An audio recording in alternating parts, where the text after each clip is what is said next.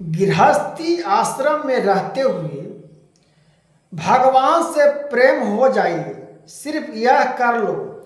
गृहस्थ आश्रम में जो गृहस्थी खेती बाड़ी अपना कर्म जो हम ड्यूटी कर रहे हैं, अपना कर्म कर रहे हैं, इसको हम गृहस्थ आश्रम कहते हैं। जो गृहस्थ आश्रम में रहते हुए भगवान से प्रेम हो जाए, सिर्फ यह कर लो उपाय। जो आपको उपाय हम बता देते हैं। भगवान गृहस्थ आश्रम में स्वयं बनाते हैं माध्यम रूपा सर्वव्यापक। जो माध्यम को समझ जाएगा वो सत्य को समझने में उसका कोई किसी प्रकार का दिक्कत नहीं होती है जीवन में। जो गृहस्थ आश्रम में भगवान स्वयं कह रहे हैं कि ना आपको 1 घंटा बैठ के पूजा करनी है, ना 1 घंटा आपको तप करनी है, ना आपको 1 घंटा जाप करनी है।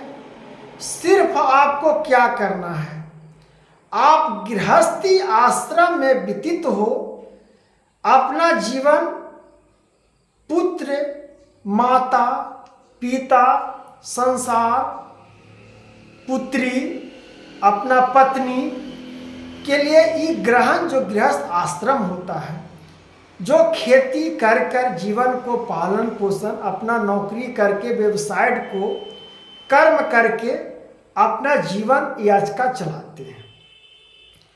इसी प्रकार से भगवान श्री विष्णु पुराणों में आपका इस कथा को कहा गया है कि गृहस्थ आश्रम में रहते हुए जीवन को आप कैसे भगवान से प्रेम आप जोड़ सकते हैं, आप भगवान को कैसे प्रदान कर सकते हैं, कैसे भगवान में आप मन लगा सकते हैं।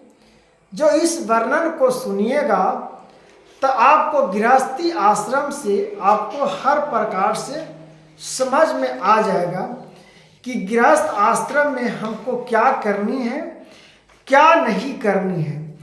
जो आपको गृहस्थ आश्रम से आपको हर प्रकार से समझ में आ जाएगा।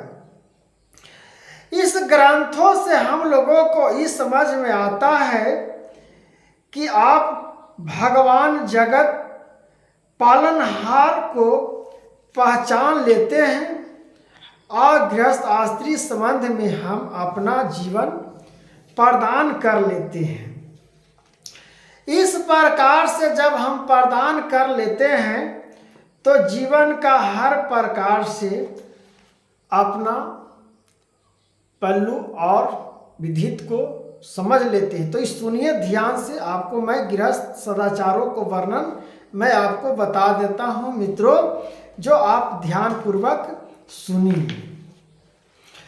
इस प्रकार से आपको मिल जाएगा जो आपका महिमा का हम वर्णनों का आपको बता दे रहा हूँ। जो आपका गृहस्थ आश्रम में हे सागर को, हे महामुन गृहस्थ सदाचारों को सुनना चाहता हूँ, जिनका आचरण करने स्वयं इलोको और परलोको दोनों जगत पति नहीं होता। और हे पृथ्वी बल, तुम सदाचार के लक्षण सुनो। सदाचार पुरुष इलोक और परलोक दोनों ही जीत लेता है। सत शब्द व्यर्थ साधु है और साधु वही है जो दोष रहित, साधु वही है जो दोष रहित हो। उस साधु पुरुष को जो आचरण होता है उसी को सदाचार कहते हैं। हे राजन, इस सदाचार के वक्त और कर्तव्य गति संत मनु और प्रजापति हैं। हे निप्रा बुद्धिमान पुरुष अथवा जित ब्रह्मा मुहूर्त में जग का अपने धर्म और धर्मी विरोधी अथवा चिंतन करके तथा जिसमें धर्म और अधर्म की क्षति न हो ऐसा काम भी चिंतन करे। इस प्रकार दृष्ट और अष्ट अनिष्टि प्रवृत्ति ली धर्म अर्थ और काम इस त्रिकोण प्रतिमान भला रखना चाहिए। हे निप्रा, धर्म विरोधी अर्थ और काम दोनों को त्याग कर यह तथा ऐसा धर्म का भी आचरण न करे जो इस प्रकार से, जो अपना धर्म को न त्याग कर इस प्रकार से आचरण न करो। भगवान यहाँ स्वयं विष्णु पुराणों में आपको मिल जाएगा मित्रों। 11 अध्याय में अंश 3 में, धर्म का आचरण न करो जो उत्तरा काल में दुख माया अथवा समाज विरोध हो, जो समाज जिससे दुख प्रदान होगा और जो समाज विरोध हो उससे आप ऐसा ना करें। हे नरेश्वर, तदनंतर ब्रह्म मुहूर्त में उठकर, ब्रह्म मुहूर्त में मतलब सूर्य के पहले उठकर प्रथम मूत्र त्यागम करे। क्रमशः दैत्यगणों में जितनी दूरबान साज सकता है उसके आगे चढ़कर अथवा अपने निवास स्थान से दूर जाकर मल मूत्र त्याग करे। पैर धोए हुए और जूठा जले अपने घर के आंगन में न डाले। अपनी यह वृक्ष की छाया के ऊपर तथा गौर सूर्य अग्नि वायु गुरु और दिवत्न करुरोग से समान बुद्धिमान पुरुष कभी मल मूत्र त्याग न करे। इसी प्रकार है पुरुष श्रेष्ठ जुते हुए खेत में अस्तात भूमित। इस प्रकार पुरुष भूते एवं खेते में समस्त भूमि में गौओं को कोष्ठन में जन समाज में मार्ग के बीच में नदी नदियाँ तीर्थ आस्था में जल अथवा जलाशय के तट पर सौ समान में भी न कल मूत्र त्याग करे। जो जल में इसम मूत्र त्याग इसम जल में नहीं करनी चाहिए, न करे। हे राजन, कोई विशेष संपत्ति ना हो तो प्रज्ञा पुरुष को चाहिए कि दिन के समय उत्तर मुख और दक्षिण के समय दक्षिण मुख होकर मूत्र त्याग करे। मल मूत्र के समय जो कहे भगवान, जो इस प्रकार से कोई विशेष संपत्ति ना हो तो प्रज्ञा पुरुष को चाहिए कि दिन के समय उत्तर मुख और रात्रि के समय दक्षिण मुख होकर मूत्र त्याग करें। मल मूत्र के समान पृथ्वी को 3 कोण से और सिर को वस्त्र से ढाप ले तथा उस स्थल पर अधिक समय न रहे जहाँ मूल मूत्र है, जहाँ गंदी है वहाँ ज़्यादा समय तक न रहे। जो विष्णु पुराणों की गाथा है। न कुछ बातें हैं। हे राजन, आपकी अचुधार बिलन से निकली हुई इस जल के भीतर शौच कर्म से बची हुई घोर के पिलकानिक चोटी आदि छोटे छोटे जीवन द्वारा निकली हुई और हल से आदि छोटे छोटे जीव द्वारा निकली हुई और हल से उखड़ी हुई इन सब प्रकार मृत्युओं का शौच कर्म में उपयोग न करे। हे निप्र लिंगम, एक बार गुदा में 3 बार बाएं हाथों से 10 बार और दोनों हाथों में 7 बार मृत लगाने से शौच समान होता है। हाथ को अच्छे से धो लिया जाता है। तदनंतर गंध और फेनार्ती स्वयं जल से आचमन करे तथा फिर श्रद्धापूर्वक बहुत सी मृतिका ले उससे चरण वृत्ति करके अनंत फिर पैर धोकर 3 बार कुला करे और 2 बार मुख धोवे। तत्पश्चात जल लेकर विरोधसम तिस्तत इंद्र बहु नाभि और हृदय को स्पर्श करे। नाभि और हृदय को स्पर्श करे। इस प्रकार से आपको शुद्धिकरण हो जाएगा मित्रों। इस प्रकार से कहा जाता है। फिर भली प्रकार स्नान करके अनंतर केश के सावरे और दर्पण तथा मुद्रा आदि मंगलिक पत्रों का व्यवहार करे। तदंतर हे पृथ्वीपति, अपने वर्ण धर्म के अनुसार आजीवी को लिए अपन धर्म करे, फिर अपना जीवन को लिए अपना धर्म कर्म करें।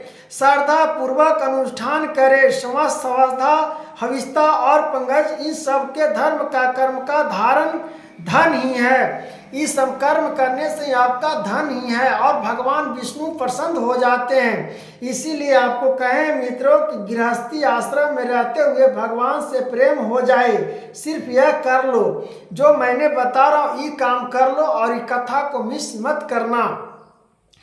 धन ही है, अतः मनुष्य को धन पोषण जतन करना चाहिए। ये नहीं कि नहीं करनी चाहिए, अपना पोषण धन करनी चाहिए। ये नहीं कि आप एकदम बिलग हो। कैसे आप भगवान को नाम लीजिएगा?